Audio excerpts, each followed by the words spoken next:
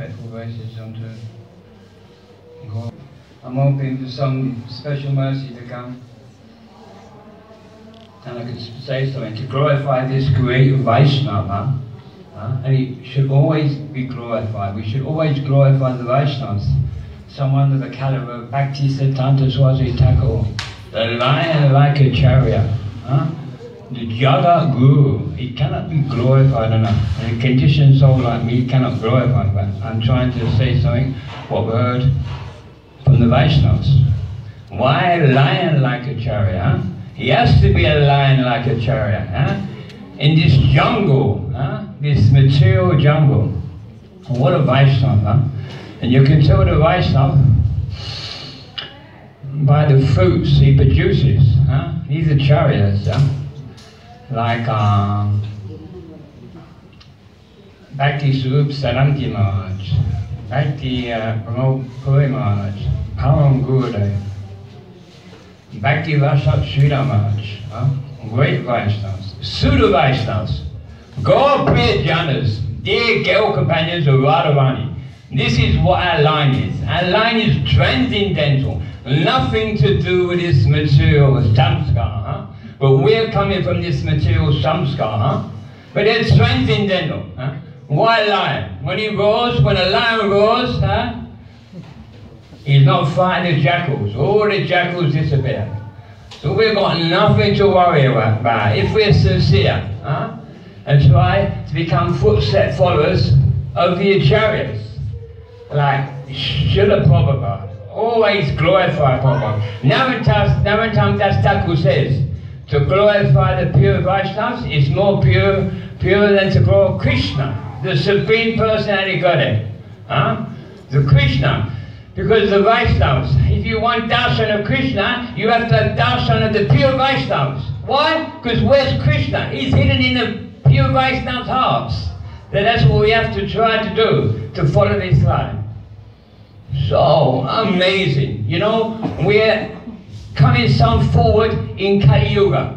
If we go back to Bhakti Siddhanta's time, I don't know, some 100 years, something like that, this is the time we should look at sometimes, what was their standard there? Because there's concessions for us now in Kali Yuga, because we've been brought up with, most of us, with parents brought from Kali Yuga, this, that, and they brought us up as little children. Oh, my little baby's 2-year-old, 3-year-old, or daughter. Oh, isn't she nice, isn't she pretty? And when she's like 5 or 6, she starts to understand the aunts and uncles paying some attention. So what happens is when they're growing up, they become some proud.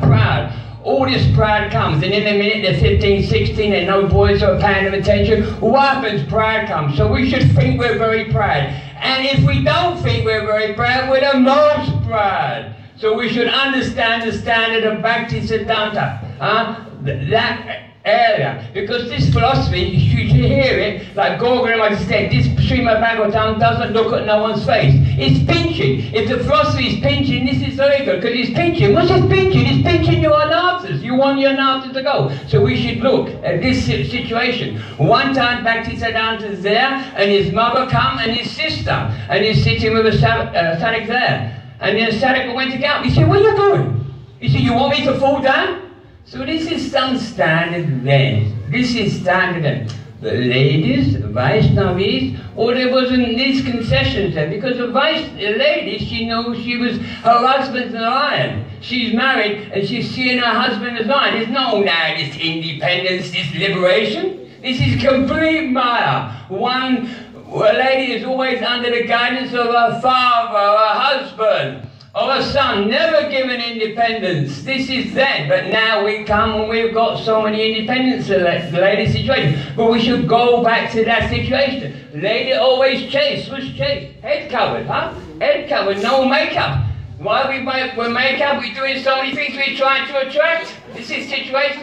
I don't know why I'm saying this, but this is coming to me, I'm not to it. But this is the standard of Bhakti Siddhanta. This is the situation there. So we should understand, because for the brahmachari and the brahmachari, what happened is Maya, brahmachari is Maya for that brahmachari, and the brahmachari training the Maya.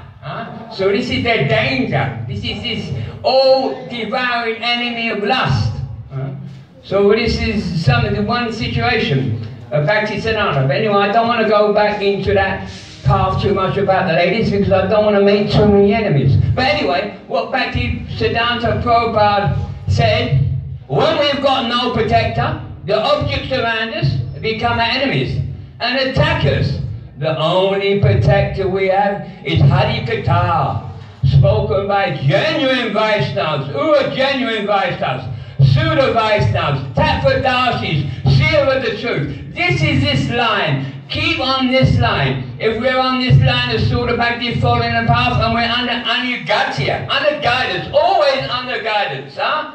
Oh, our Guru Parampara. If we're not under guidance, then one speck. You go off one speck, then it's 3 speck, 4 speck. And before you go in, you're in some situation and you've got 200 disciples sitting there and say, hey, don't you know, this is Krishna's arrangement. So we have to always be under guidance of the Vaishnavas. Always try to serve the Vaishnavas. The root, the seat root is service to the Vaishnavas. The Vaishnavas are always there. And Krishna is always tricky. So cunning, so tricky. But what are these Vaishnavas? These Vaishnavas, these Radha Priyajanas, they're so tricky. They're more tricky than Krishna. So if one thinks he understands a Vaishnava, he doesn't understand anything. The Vaishnava will give you intelligence to do this and that. You think, oh, I thought of this. I think I'm going to do this. It's only coming to the Vaishnava to glorify you, and he's cheating you. So I don't know nothing. Become a dog of the Vaishnava. Be a dog. Don't go barking no to the Vaishnava, telling the Vaishnava, oh, I think we should do this, I think we should do that. Then you're treating him as a normal human being. You don't understand, he knows everything, past, present, future. As Chaitanya said, the Chaitanya again, they know everything, they're very tricky, but us, because we were brought up with little girls, uncles and boys giving us so much pratishtha, because this pratishtha's in the heart, oh yes, I've done this is a good idea. Then what happens with pratishtha? The pride comes. Oh, this pride, this old devouring enemy, this pride. In Kali Yuga, the measuring rod is pride. I have been here 1 year, I've been to, oh, the Vaishnava likes me better. This is completely bogus. We have to get rid of this pride. This is the enemy. If one thinks he's not proud, then he's so puffed up. So one still has to be introspective. Introspective in this process. And always surrendering at every moment. I'm preaching to myself. I'm completely bogus. Not just saying, but I'm preaching to myself. And something's coming in for me. This is not me talking, it's something that's coming in. And then we have to always, if that is surrender to that Vaishnava. And always want to hear from the Vaishnavas. Don't hear this, hear that, go running here, then don't want you to hear that. If you're satisfied and you're nourished, and you will be satisfied and nourished, listen to that Vaishnava. What did Bhaktivinoda Thakur say? Bhaktivinoda Thakur said it's only self-deception for one to promote and establish himself as a follower of Gauranga Mahaprabhu without hearing from Sudha Vaishnavas. And Bhaktivinoda Thakur said that. Always hear from Sudha Vaishnavas. This is most important. And then develop some love and affection. Bhakti became Keshav said, what did he say? Gurudev, give his heart and soul to Bhakti became Great Choice. And he's now still with him, eternally with him. Give everything to him. But what did he say? This is so beautiful. Bhakti became Keshav said this. Sudha Vaishnava. So, what did he say? What more can I desire?